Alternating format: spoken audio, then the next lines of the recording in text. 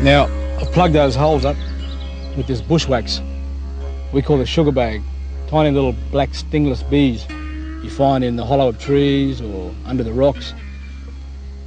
And what you do is you plug the holes up, and on the very top where you play the didgeridoo, if the hole's too rough and the hole's too big for your mouth, and you roll this wax and you apply it to the top and you make a mould for it.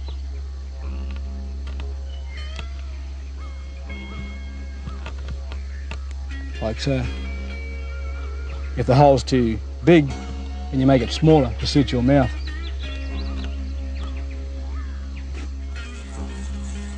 When I decorate my didgeridoos, I like to use the traditional ochres from the earth. The brown ochre, crushed and mixed with a little water, gives a good base colour. Now, a lot of the rocks in this area contain oxide. When you put oxide onto the rock art or on the didgeridoo, it's going to stay there for a long time.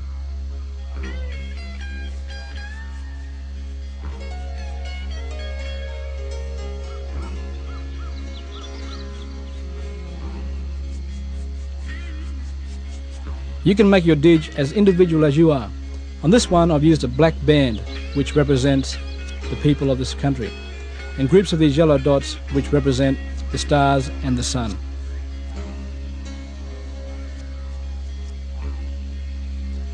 To really individualise, your handprint is the way to go. This is of course a very traditional type of decoration. As this is Quincan country of Cape York, I've decided to use Tamara on this didgeridoo, which is the name of the good Quincan spirit. Traditionally the Quincans from this area are Tamara and Imjim. Imjim is the mischievous short fella that plays tricks on you, and Tamara is the guardian.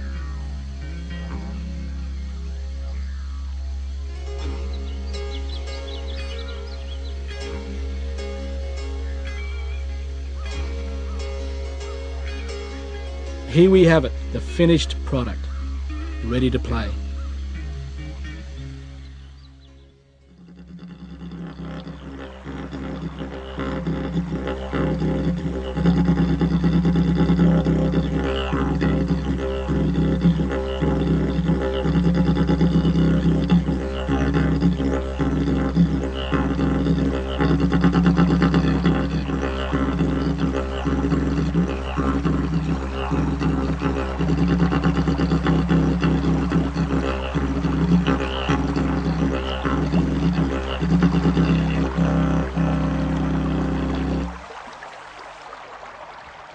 Well, here we have the finished product.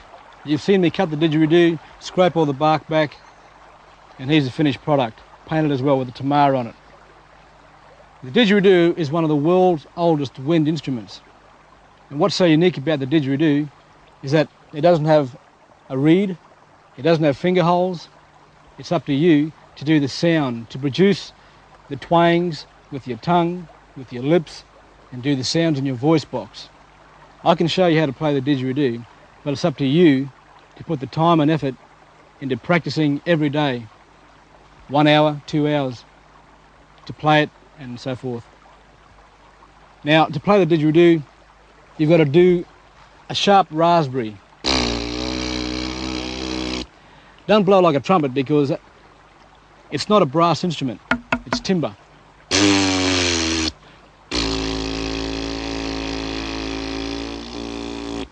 This is what it sounds like.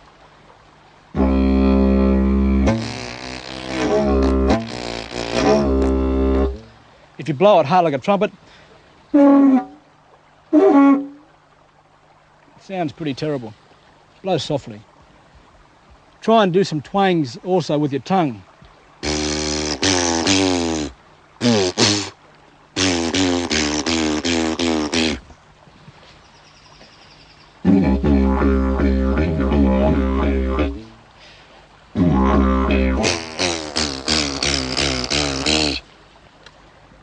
Now the voice box is there for its purpose also.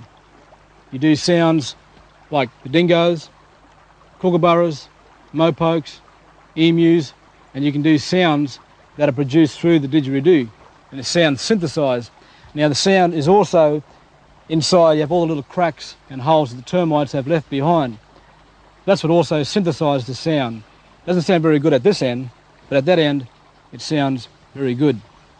So, for example, the dingo, that's a wild dog. They don't bark, they howl. You've got to do the sound in your voice box.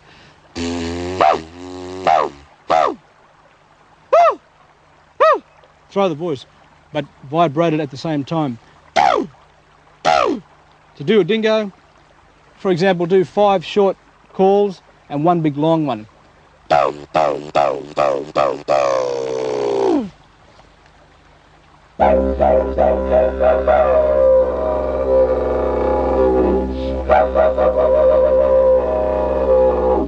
Dingo. Kookaburra, that's a laughing jackass.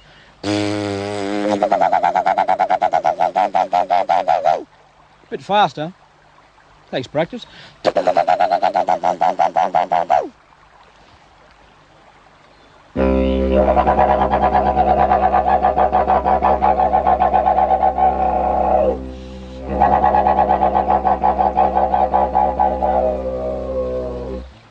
Mopoke, it's a bird that sits up in the tree, looks at you.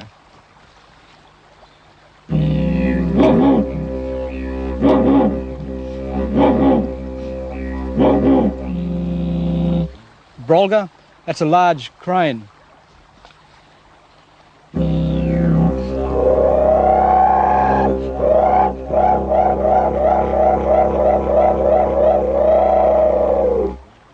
Now, apart from the sounds that are done in your voice box, try and do some twang noises with your tongue.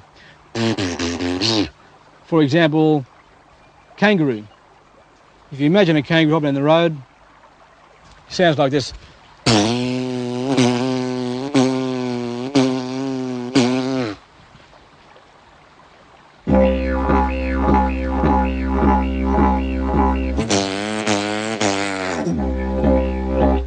That's a big fella. Imagine a little Joey trying to keep up with him. Some little things that you can experiment with.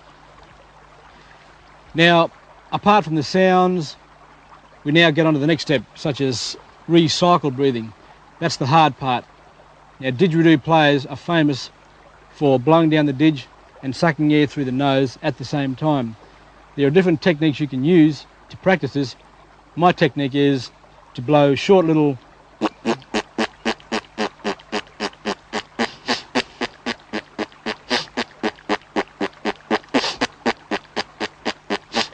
so I'm blowing short little bursts and sucking when I'm blowing out.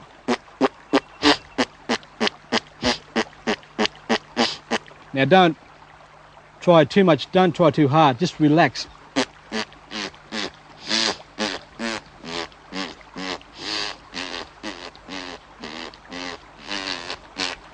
Once you've mastered that, do it a bit longer.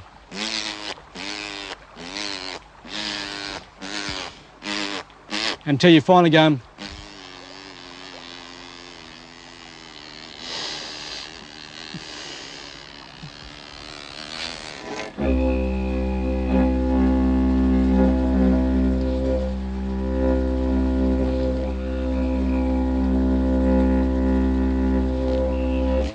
I'm storing air in my cheeks, but I'm also taking air down to my lungs. And later on, when you do fast and slow rhythms, you're using your diaphragm as well to keep the rhythm pumping. So keep practicing. Blow and breathe air through your nose and back out the nose. Okay? It's hard, but practice makes comes perfect.